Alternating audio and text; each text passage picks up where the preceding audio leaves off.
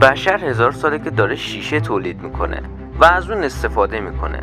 به قرن 21 میرسیم. انسان‌ها همینطور دارن تولید شیشه رو افزایش میدن و همینطور استفاده از شیشه که از لیوان گرفته تا ساختمونا و گوشی و چیزای شیشه‌ای دیگه که اگه نباشه یک مشکل به حساب میاد. اول از همه باید اینو بدونین که شیشه از شن ساخته شده. برای اینکه شیشه تولید بشه، ماسه و آهک با خاکستر سودا مخلوط میشه، بعدش با دمای بالا یعنی 3090 درجه حرارتش میدن. قبل از خنک شدن دوباره مخلوط مایع نتیجهش شیشه است.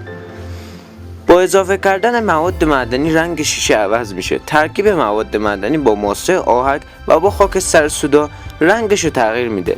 مثلا اگه اسید نیکل بهش اضافه کنیم رنگ شیشه بنفش در میاد که خیلی جالبه. اینو بشنوین شاخ در میانه. وقتی که شیشه میشکنه ترکای شیشه با سرعت 3000 مایل در ساعت حرکت میکنن. یعنی میتونیم بگیم 5 برابر یک هواپیمای معمولی که تو سرعت 575 مایل در ساعت حرکت میکنه. پنجره‌های شیشه تو قرن 17 اختراع شدن. اینو بدونین که شیشه جامد نیست. شیشه مثل جامد، مایع یا گاز طبقه بندی نمیشه. وقتی که شیشه سرد میشه به مولکولاش اجازه میده تا به حرکت در بیان. گلدان پورتلند یکی از با ارزش‌ترین گلدون‌ها تو جهانه. کارشناسا تخمین میزنن که این گلدون از زمانی بین 5 تا 25 میلادی تو روم ساخته شده. این گلدون در حال حاضر تو موزه بریتانیا جایی که بیشتر از 200 سال تو اونجا قرار داره. حالا اصلا شیشه قابل بازیافته؟ اینو باید بهتون بگم که 100% شیشه بازیافت میشه بدون از دست دادن کیفیتش.